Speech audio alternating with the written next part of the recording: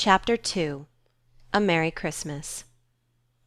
Jo was the first to wake in the grey dawn of Christmas morning. No stockings hung at the fireplace, and for a moment she felt as much disappointed as she did long ago when her little sock fell down because it was crammed so full of goodies. Then she remembered her mother's promise, and slipping her hand under her pillow, drew out a little crimson-covered book. She knew it very well, for it was that beautiful old story of the best life ever lived, and Jo felt that it was a true guide-book for any pilgrim going on a long journey. She woke Meg with a "Merry Christmas!" and bade her see what was under her pillow. A green-covered book appeared, with the same picture inside, and a few words written by their mother, which made their one present very precious in their eyes. Presently Beth and Amy woke to rummage and find their little books also, one dove-coloured, the other blue, and all sat looking at and talking about them, while the east grew rosy with the coming day. In spite of her small vanities, Margaret had a sweet and pious nature, which unconsciously influenced her sisters, especially Jo, who loved her very tenderly, and obeyed her because her advice was so gently given. "Girls," said Meg seriously, looking from the tumbled head beside her to the two little night-capped ones in the room beyond. "Mother wants us to read and love and mind these books, and we must begin at once. We used to be faithful about it, but since Father went away and all this war trouble unsettled us, we have neglected many things.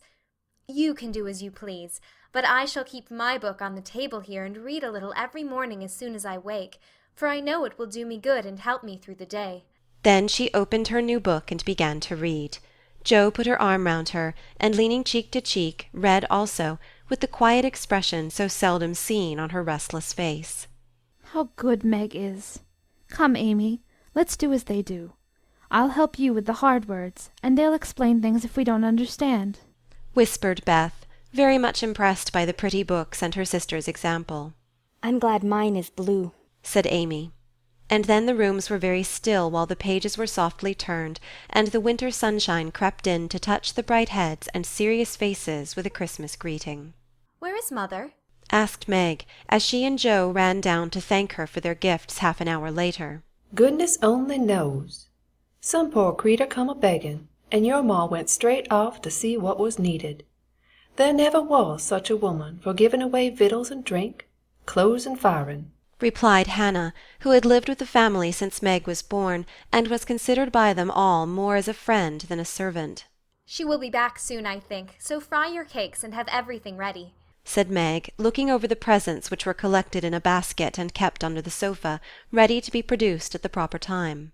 "Why, where is Amy's bottle of cologne?" she added, as the little flask did not appear.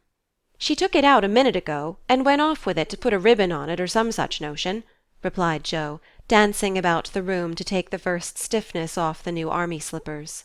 "How nice my handkerchiefs look, don't they? Hannah washed and ironed them for me, and I marked them all myself," said Beth, looking proudly at the somewhat uneven letters which had cost her such labour. "Bless the child! She's gone and put Mother on them instead of M. March. How funny!" cried Jo, taking one up. "Isn't that right? I thought it was better to do it so, because Meg's initials are M.M., and I don't want anyone to use these but Marmee," said Beth, looking troubled. "It's all right, dear, and a very pretty idea. Quite sensible, too, for no one can ever mistake now. It will please her very much, I know," said Meg, with a frown for Jo and a smile for Beth. "There's Mother! Hide the basket, quick!" cried Jo, as a door slammed and steps sounded in the hall. Amy came in hastily, and looked rather abashed when she saw her sisters all waiting for her. "Where have you been, and what are you hiding behind you?" asked Meg, surprised to see by her hood and cloak that lazy Amy had been out so early. "Don't laugh at me, Jo. I didn't mean anyone should know till the time came. I only meant to change the little bottle for a big one, and I gave all my money to get it, and I'm truly trying not to be selfish any more." As she spoke, Amy showed the handsome flask which replaced the cheap one, and looked so earnest and humble in her little effort to forget herself that Meg hugged her on the spot. Jo pronounced her a trump, while Beth ran to the window and picked her finest rose to ornament the stately bottle. "You see, I felt ashamed of my present after reading and talking about being good this morning, So I ran round the corner and changed it the minute I was up, and I'm so glad, for mine is the handsomest now." Another bang of the street door sent the basket under the sofa, and the girls to the table, eager for breakfast. Merry Christmas, Marmee, many of them. Thank you for our books. We read some and mean to every day, they all cried in chorus. Merry Christmas, little daughters. I'm glad you began at once, and hope you'll keep on. But I want to say one word before we sit down. Not far away from here lies a poor woman with a little newborn baby. 6 children are huddled into one bed to keep from freezing, for they have no fire. There is nothing to eat over there, and the oldest boy came to tell me they were suffering hunger and cold. My girls, will you give them your breakfast as a Christmas present?" They were all unusually hungry, having waited nearly an hour, and for a minute no one spoke. Only a minute, for Joe exclaimed impetuously, "I'm so glad you came before we began." May I go and help carry the things to the poor little children? asked Beth eagerly. "I shall take the cream and the muffins," added Amy, heroically giving up the article she most liked. Meg was already covering the buckwheats and piling the bread into one big plate. "I thought you'd do it," said Mrs. March, smiling as if satisfied. "You shall all go and help me, and when we come back we will have bread and milk for breakfast, and make it up at dinner time." They were soon ready, and the procession set out. Fortunately it was early, and they went through the back streets, so few people saw them, and no one laughed at the queer party. A poor, bare, miserable room it was, with broken windows, no fire, ragged bedclothes, a sick mother, wailing baby, and a group of pale, hungry children cuddled under one old quilt trying to keep warm. How the big eyes stared and the blue lips smiled as the girls went in. "Ach, mein Gott, it is good angels come to us," said the poor woman, crying for joy. "Funny angels in hoods and mittens," said Joe, and set them to laughing. In a few minutes it really did seem as if kind spirits had been at work there. Hannah, who had carried wood, made a fire, and stopped up the broken panes with old hats and her own cloak. Mrs. March gave the mother tea and gruel, and comforted her with promises of help, while she dressed the little baby as tenderly as if it had been her own. The girls meantime spread the table, set the children round the fire, and fed them like so many hungry birds, laughing, talking, and trying to understand the funny broken English. "Das ist gut. Die Enkelkinder," cried the poor things as they ate and warmed their purple hands at the comfortable blaze. The girls had never been called angel children before, and thought it very agreeable, especially Jo, who had been considered a Sancho ever since she was born. That was a very happy breakfast, though they didn't get any of it, and when they went away, leaving comfort behind, I think there were not in all the city 4 merrier people than the hungry little girls who gave away their breakfasts and contented themselves with bread and milk on Christmas morning. That's loving our neighbor better than ourselves, and I like it, said Meg, as they set out their presents while their mother was upstairs collecting clothes for the poor Hummels. Not a very splendid show, but there was a great deal of love done up in the few little bundles, and the tall vase of red roses, white chrysanthemums, and trailing vines, which stood in the middle, gave quite an elegant air to the table. "She's coming! Strike up, Beth! Open the door, Amy! 3 cheers for Marmee!" cried Joe, prancing about while Meg went to conduct Mother to the seat of honour. Beth played her gayest march, Amy threw open the door, and Meg enacted escort with great dignity. Mrs. March was both surprised and touched, and smiled with her eyes full as she examined her presents and read the little notes which accompanied them. The slippers went on at once, a new handkerchief was slipped into her pocket, well scented with Amy's cologne, the rose was fastened in her bosom, and the nice gloves were pronounced a perfect fit. There was a good deal of laughing and kissing and explaining, in the simple loving fashion which makes these home festivals so pleasant at the time, so sweet to remember long afterward, and then all fell to work. The morning charities and ceremonies took so much time that the rest of the day was devoted to preparations for the evening festivities. Being still too young to go often to the theatre, and not rich enough to afford any great outlay for private performances, the girls put their wits to work, and necessity being the mother of invention, made whatever they needed. Very clever were some of their productions: pasteboard guitars, antique lamps made of old-fashioned butter-boats covered with silver paper, gorgeous robes of old cotton glittering with tin spangles from a pickle factory, and armour covered with the same useful diamond-shaped bits left in sheets when the lids of preserve pots were cut out. The big chamber was the scene of many innocent revels. No gentlemen were admitted, so Jo played male parts to her heart's content, and took immense satisfaction in a pair of russet leather boots given her by a friend, who knew a lady who knew an actor. These boots, an old foil, and a slashed doublet once used by an artist for some picture, were Jo's chief treasures, and appeared on all occasions. The smallness of the company made it necessary for the two principal actors to take several parts apiece, and they certainly deserved some credit for the hard work they did in learning 3 or 4 different parts, whisking in and out of various costumes, and managing the stage besides. It was excellent drill for their memories, a harmless amusement, and employed many hours which otherwise would have been idle, lonely, or spent in less profitable society. On Christmas night, a dozen girls piled on to the bed which was the dress circle, and sat before the blue and yellow chintz curtains in a most flattering state of expectancy. There was a good deal of rustling and whispering behind the curtain, a trifle of lamp smoke, and an occasional giggle from Amy, who was apt to get hysterical in the excitement of the moment. Presently a bell sounded, the curtains flew apart, and the operatic tragedy began. A gloomy wood, according to the one playbill, was represented by a few shrubs in a pot, green baize on the floor, and a cave in the distance. This cave was made with a clothes-horse for a roof, bureaus for walls, and in it was a small furnace in full blast, with a black pot on it and an old witch bending over it. The stage was dark, and the glow of the furnace had a fine effect, especially as real steam issued from the kettle when the witch took off the cover. A moment was allowed for the first thrill to subside. Then Hugo the villain stalked in with a clanking sword at his side, a slouching hat, black beard, mysterious cloak, and the boots. After pacing to and fro in much agitation, he struck his forehead, and burst out in a wild strain, singing of his hatred for Roderigo, his love for Zara, and his pleasing resolution to kill the one and win the other. The gruff tones of Hugo's voice, with an occasional shout when his feelings overcame him, were very impressive, and the audience applauded the moment he paused for breath. Bowing with the air of one accustomed to public praise, he stole to the cavern and ordered Hagar to come forth with a commanding, "What ho, minion! I need thee!" Out came Meg, with grey horsehair hanging about her face, a red and black robe, a staff, and cabalistic signs upon her cloak. Hugo demanded a potion to make Zara adore him, and one to destroy Roderigo. Hagar, in a fine dramatic melody, promised both, and proceeded to call up the spirit who would bring the love-philtre. Hither, hither from thy home, airy sprite, I bid thee come. Born of roses, fed on dew, charms and potions canst thou brew?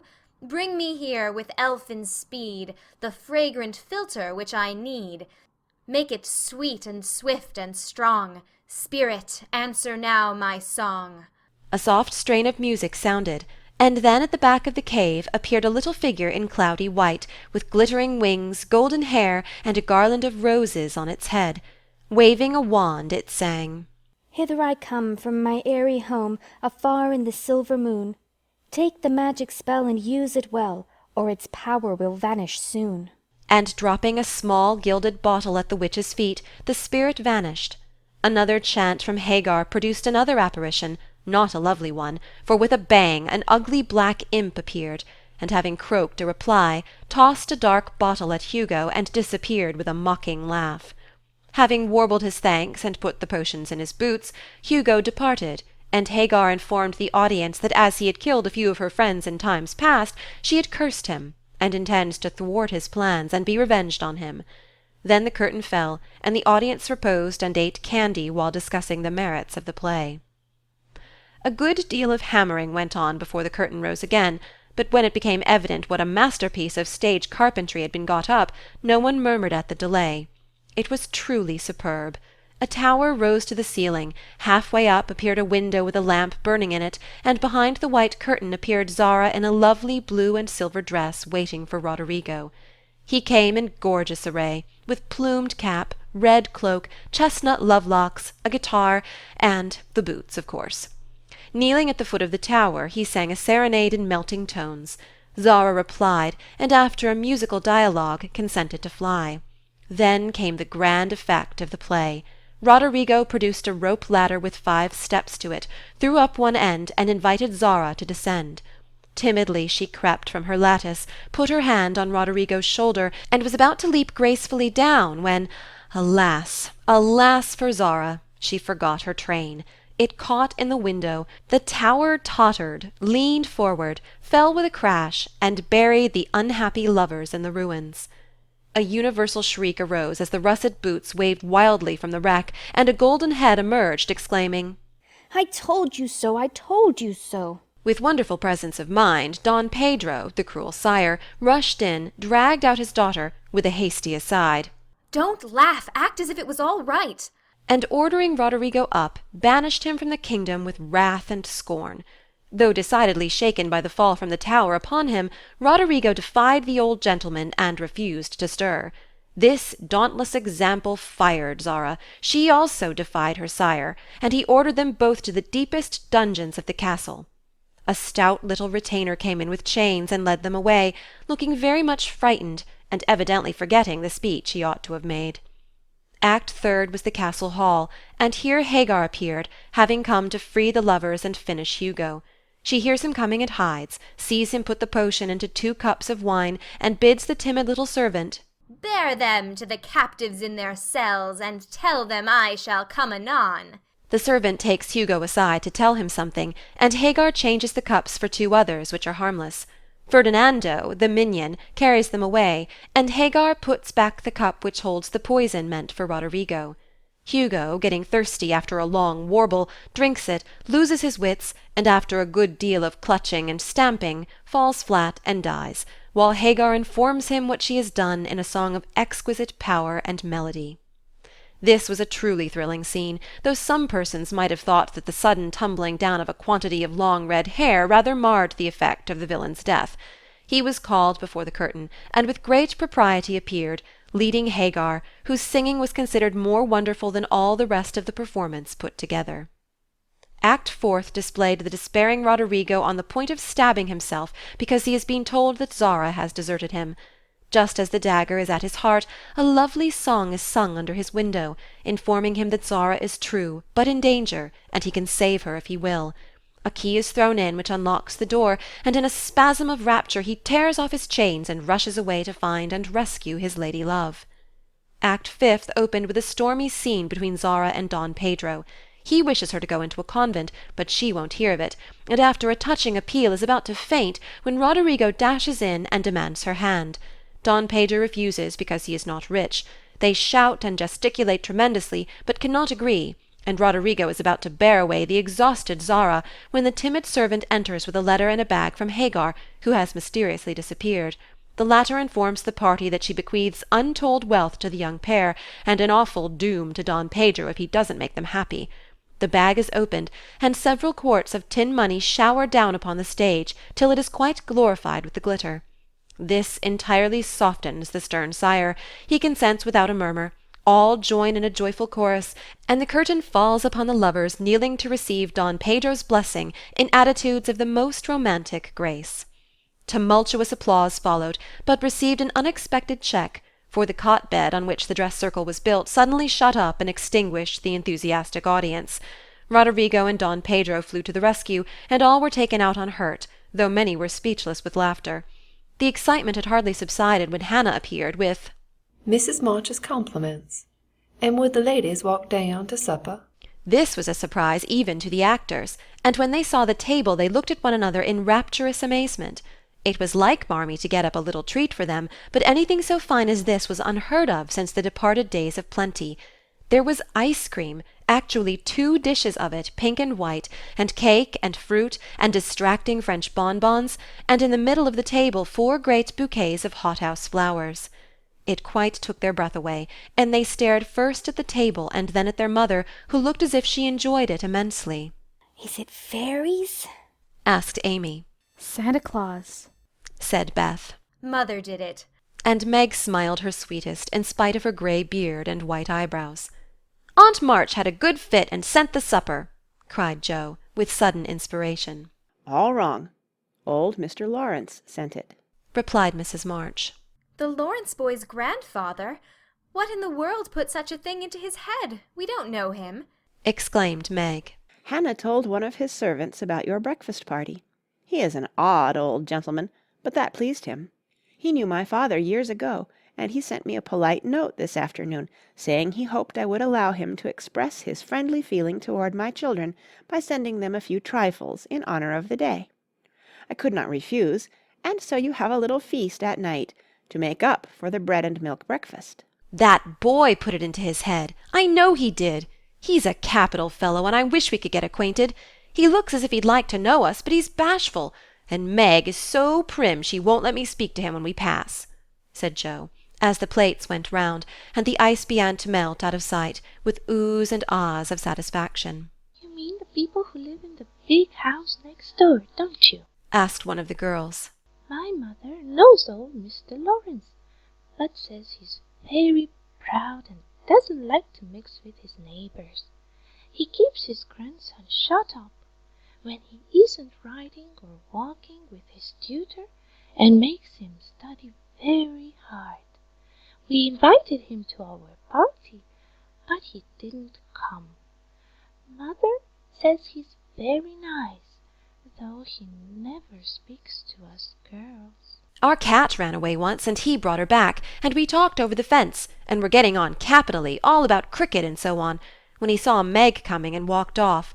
I mean to know him some day, for he needs fun, I'm sure he does," said Joe decidedly. I like his manners, and he looks like a little gentleman, so I've no objection to your knowing him, if a proper opportunity comes. He brought the flowers himself, and I should have asked him in, if I had been sure what was going on upstairs. He looked so wistful as he went away, hearing the frolic, and evidently having none of his own.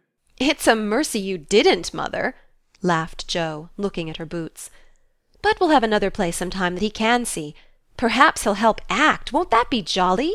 I never had such a fine bouquet before. How pretty it is. And Meg examined her flowers with great interest.